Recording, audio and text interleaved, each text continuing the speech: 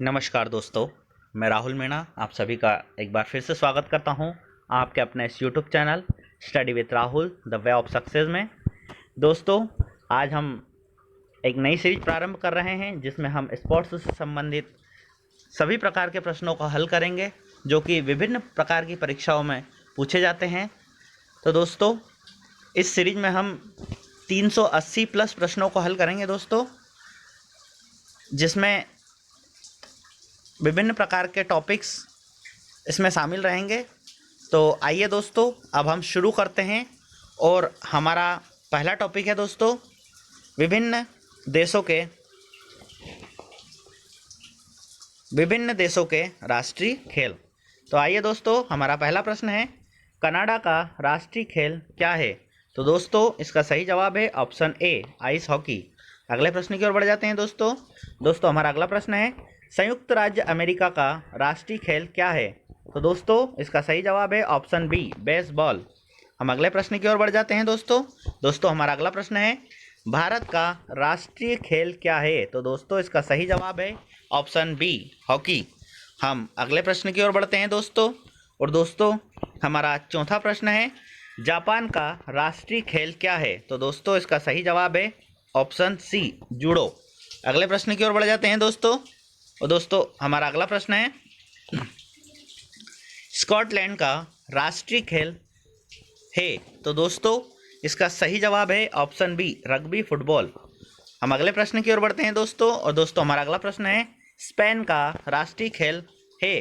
तो दोस्तों, इसका सही जवाब है ऑप्शन सी, बुल फाइटिंग।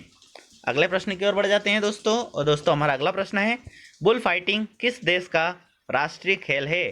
तो दोस्तों, हमने अभी आपको बताया था कि यह स्पेन का राष्ट्रीय खेल है। अगले प्रश्न की ओर बढ़ जाते हैं दोस्तों, और अगला प्रश्न है, आइस हॉकी लैक्रोस किस देश का राष्ट्रीय खेल है? तो दोस्तों, इसका सही जवाब है ऑप्शन ए, कनाडा। हम अगले प्रश्न की ओर बढ़ते हैं दोस्तों, हमारा अगला प्रश्न है, देश और उनके राष्ट्रीय खेलों की जोड़ी सम्मिलित करनी है दोस्तों। तो दोस्तों, आइस हॉकी जो कि कनाडा का राष्ट्रीय खेल है, इसके बाद दोस्तों रग्बी फुटबॉल, यह स्कॉटलैंड का राष्ट्रीय खेल है दोस्तों। बुल फाइटिंग स्पेन का राष्ट्रीय खेल है, तथा दोस्तों बेसबॉल यह संयुक्त राष्ट्र अमेरिका का राष्ट्रीय खेल है, अर्थात दोस्तों ऑप्शन ए इसका सही जवाब होगा। हम अगले प्रश्न की ओर बढ़ते हैं दोस्तों, हमारा अगला प्रश्न है,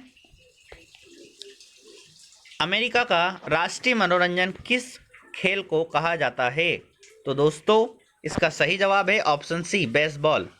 तो दोस्तों, विभिन्न देशों के राष्ट्रीय खेलों से संबंधित यह 10 प्रश्न थे दोस्तों। आइए दोस्तों, अब हम अगले प्रश्न की ओर चलते हैं, और दोस्तों हमारा अगला टॉपिक है, खेल तथा उसके जन्मदाता देश।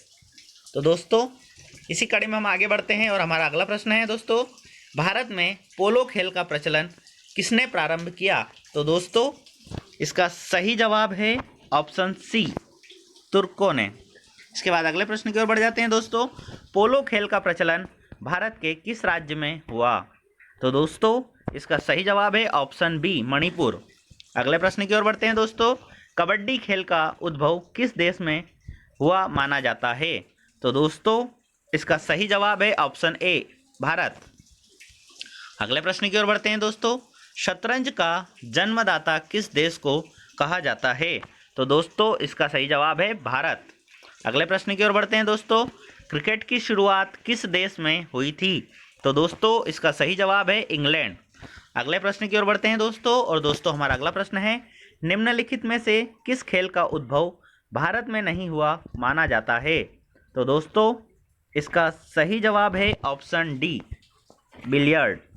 अगले प्रश्न की ओर बढ़ते हैं दोस्तों, हमारा अगला प्रश्न है, निम्नलिखित में से किस खेल का उद्भव इंग्लैंड में नहीं हुआ माना जाता है? तो दोस्तों, इसका सही जवाब है ऑप्शन डी, वॉलीबॉल। अगले प्रश्न की ओर बढ़ते हैं दोस्तों, खेल तथा उसके जन्मदाता देश का सही युग्म पहचानना है दोस्तों। तो दोस्तों, इसका सही जवाब है ऑप्शन सी, पोलो। इसकी शुरुआत भारत में ही हुई थी। अगले प्रश्न की ओर बढ़ते हैं दोस्तों, हमारा अगला प्रश्न है, खेल और उसके जन्मदाता देश का गलत युग्म हमें पहचानना है दोस्तों। तो दोस्तों, इसका सही जवाब है ऑप्शन सी, शतरंज, रूस। तो दोस्तों, शतरंज का आविष्कार रूस में नहीं हुआ है। आइए दोस्तों अगले प्रश्न की ओर बढ़ते हैं। दोस्तों हम अपना तीसरा टॉपिक स्टार्ट करते हैं दोस्तों, और हमारा तीसरा टॉपिक है विभिन्न खेल के प्रत्येक पक्ष में खिलाड़ियों की संख्या।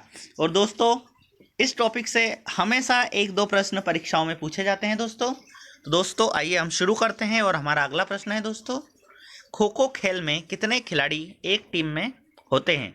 तो दोस्तों इसका सही जवाब है ऑप्शन सी, 9 खिलाड़ी। दोस्तों यह MPPSC 2014 में पूछा गया प्रश्न है दोस्तों।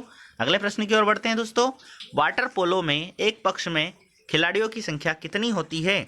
तो दोस्तों इसका सही जवाब है ऑप्शन सी, 7। अगले प्रश्न की ओर बढ़ते हैं दोस्तों, और दोस्तों हमारा अगला प्रश्न है एक पोलो टीम में कितने खिलाड़ी होते हैं?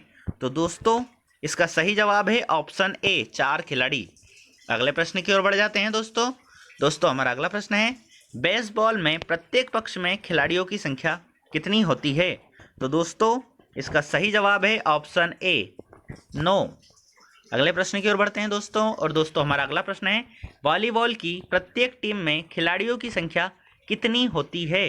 तो दोस्तों इसका सही जवाब है ऑप्शन ए, 6।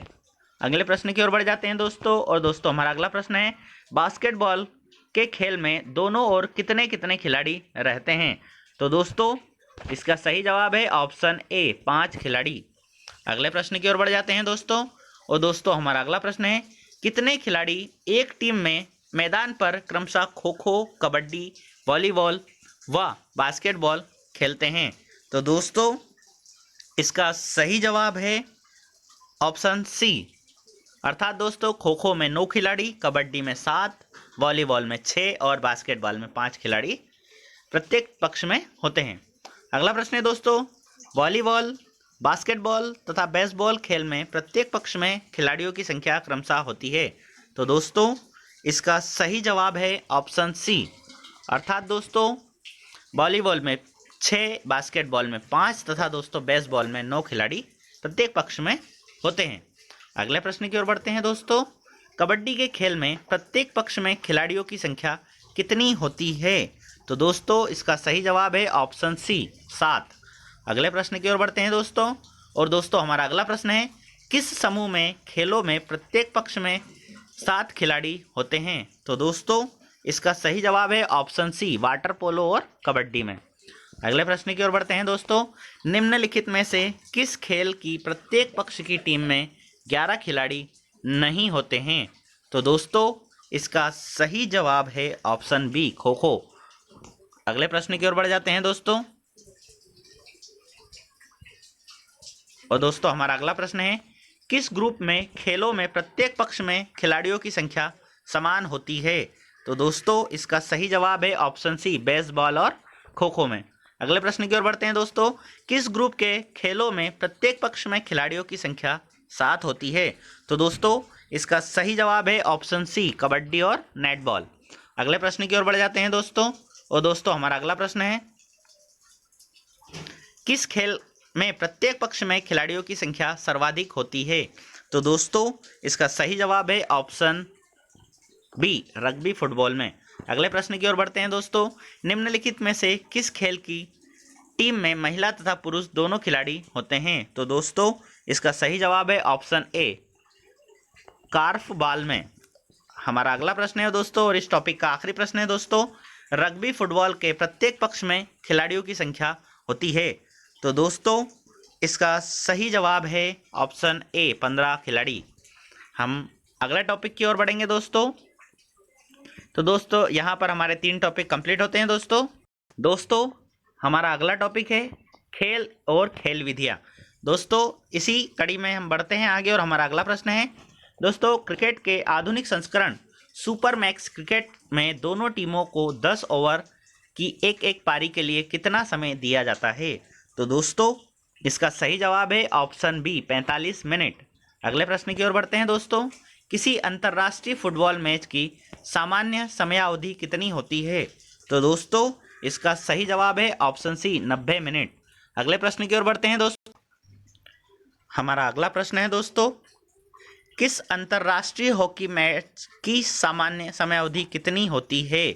तो दोस्तों इसका सही जवाब है ऑप्शन बी 70 मिनट। अगले प्रश्न की ओर बढ़ते हैं दोस्तों, और हमारा अगला प्रश्न है दोस्तों, मुक्केबाजी की स्पर्धा में कितने कितने मिनट के 3 राउंड होते हैं? तो दोस्तों इसका सही जवाब है ऑप्शन बी 3-3 मिनट के 3 राउंड होते हैं। अगला प्रश्न है दोस्तों, और इस टॉपिक का आखिरी प्रश्न है दोस्तों, कबड्डी की पुरुष स्पर्धा में कितने मिनट का एक हाफ होता है? तो दोस्तों इसका सही जवाब है ऑप्शन बी 20 मिनट।